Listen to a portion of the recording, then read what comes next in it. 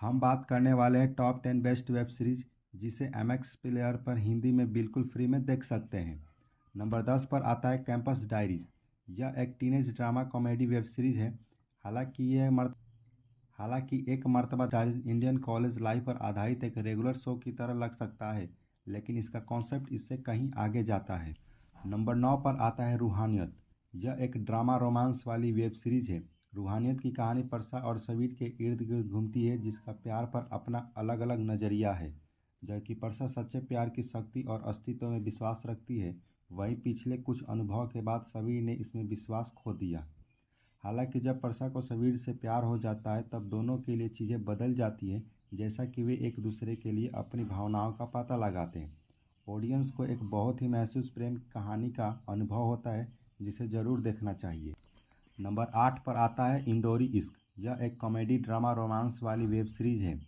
इंदौरी इश्क का नायक कुणाल के इर्द गिर्द घूमता है। युवक कुणाल का अपनी फ्रेंड तारा पर बहुत बड़ा क्रश है और वह तारा को अपने प्यार में गिराने की पूरी कोशिश करता है।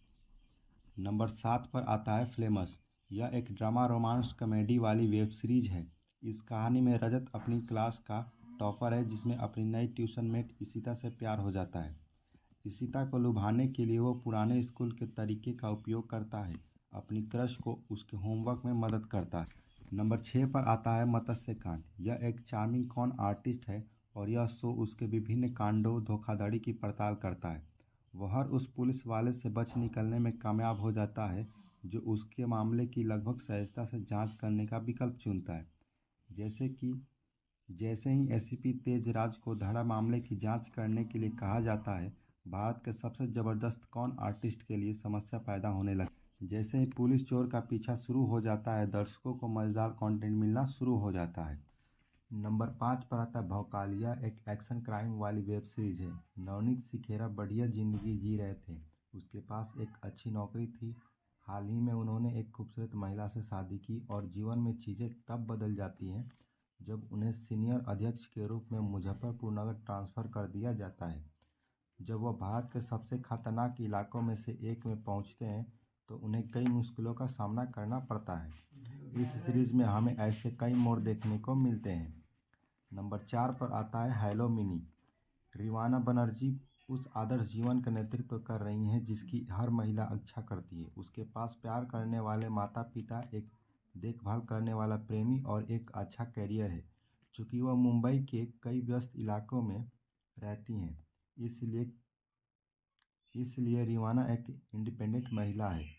हालांकि उसे इस बात का एहसास नहीं कि उसे कुछ समय से कोई पीछा कर रहा है।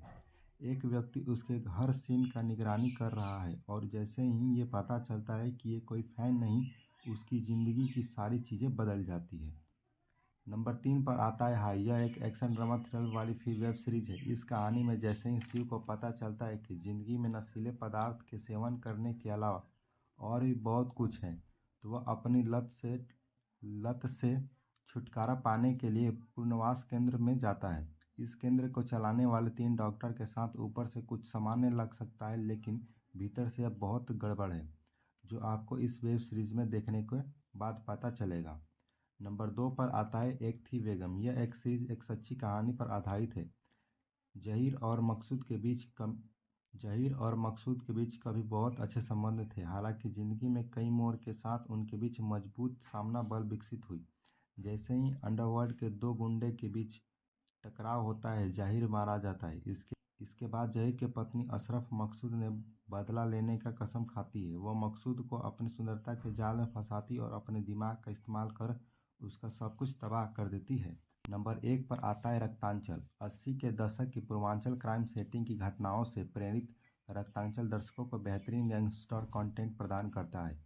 कथानक विजय और वसीम की लड़ाई के इर्द गिर्द घूमता है। यह दोनों गैंगस्टर एक दूसरे को हराने की ख्वाहिश रखते हैं। वसीम पूर्वांचल में एक स्थापित गैंगस्टर जो कई अपराधों में लिप्त है, वही विजय एक एंटी हीरो में से कई अधिक है।